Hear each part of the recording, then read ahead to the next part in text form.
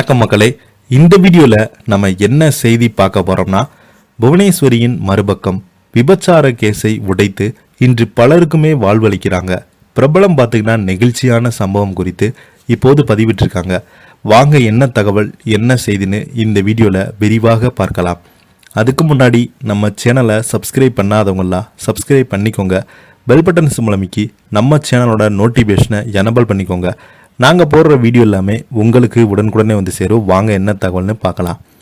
எனக்கு வரும் சம்பளத்தை தொடர்ந்து மக்களுக்காகவே செலவிட போகிறேன் என்று நடிகை புவனேஸ்வரி சொல்வதாக மூத்த பத்திரிகையாளர் பைல்வான் ரங்கநாதன் அவர்கள் தெரிவித்திருக்காங்க. பிரபல யூடியூப் சேனலுக்கு பைல்வான் ரங்கநாதன் பேட்டி ஒன்றை தந்திருக்கிறாரு. அதில் புவனேஸ்வரி பற்றி பேசும்போது கவர்ச்சியின் பிம்பம் என்றும் சொல்லப்படுவாங்க.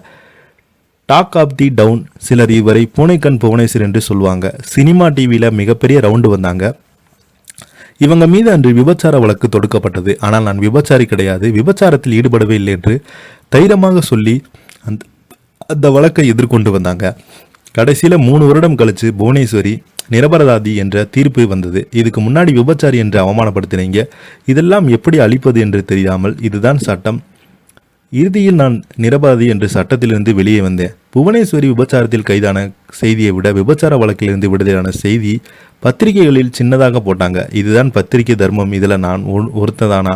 சகோதரர் சேதுராமன் தலைமையில் இயங்கி கொண்டிருந்த தேவர் பேரவையில் மகளிர் அணி தலைவராக புவனேஸ்வரி இருப்பதாகவும் 2 வருடம் முன்பு நான் சொல்லியிருந்தேன். இப்போது புவனேஸ்வரி என்ன செய்கிறாங்க? யார் புவனேஸ்வரி? நெல்லை சங்கரன் கோவிலில் பிறந்தவங்க. வறுமையில் இருந்தாங்க. சாப்பாட்டுக்கே வழி இல்லாமல் சென்னைக்கு வந்து கஷ்டப்பட்டு டிவி சீரியலில் நடித்தாங்க. பிறகு சினிமாவில் உயர்ந்து நல்ல ரேஞ்சுக்கு வந்தாங்க. இன்றைக்கி இவங்களுக்கு 3-4 ஷூட்டிங்ஸ் பங்களாங்க இருக்குது. ஆனால் இவங்க முற்றுமே தொடர்ந்து சாமியாரின் வாழ்க்கை வாழ்ந்து கொண்டிருக்காங்க. இல்லற வாழ்வில் ஈடுபட்டு துறவி வாழ்க்கை வாழ்ந்து வராங்க. பழம்பெரும் பண்டிபாய் இப்படித்தான் துறவியில் ஈடுபட்டாங்க. அதே போல் நடிகை காஞ்சனாவும் துறவு வாழ்க்கையை மேற்கொண்டாங்க. புவனேஸ்வரி இன்று வரை வலசரவாக்கத்தில் சிவன் கோவில் தினமும் இலவச சாப்பாடு வழங்கி வராங்க. கோயம்பேடு குருகம்பேஸ்வரர் கோயிலில் அன்னதானம் வழங்கி வராங்க. ஒவ்வொரு தீபாவளி பண்டிகைக்கும் 10,000 ஏழைகளுக்கு இலவச வேட்டி சிலை தராங்க. இது குறித்து கேட்டால் அன்று சங்கரன் கோவில் சோத்துக்கே வழியில்லாமல் நிலைமை ஏற்பட்டது. இப்போ தான் வசதி வரும்போது என்னுடைய வருமானத்தில் ஒரு பாதியை சாப்பாடு போட நினைத்தேன். என்னுடைய சம்பளத்தில் எனக்கு பின்னாடி யாரும் அனுபவிக்க போது கிடையாது.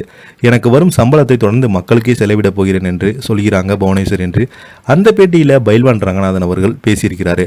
இப்போ பார்த்தீங்கன்னா புவனேஸ்வரி நிரபராதி, அவங்க எந்த ஒரு தவறுமே செய்யவில்லை என்று விடுதலையானதுமே பத்திரிகையாளர்கள் பார்த்தீங்கன்னா அதை சின்னதாக போயிட்டு ரொம்பவே மனம் கஷ்டமாக இருந்ததுன்னு புவனேஸ்வரி அவங்க தெரிவிச்சிருக்காங்க. இதை பற்றி நீங்கள் என்ன கீழே உள்ள கமெண்ட் பாக்ஸில் மறக்காமல் பதிவிடுங்க. இந்த வீடியோ உங்களுக்கு பிடிச்சிருந்தா லைக் பண்ணுங்கள், ஷேர் பண்ணுங்கள், கமெண்ட் பண்ணுங்கள். நன்றி, வணக்கம்.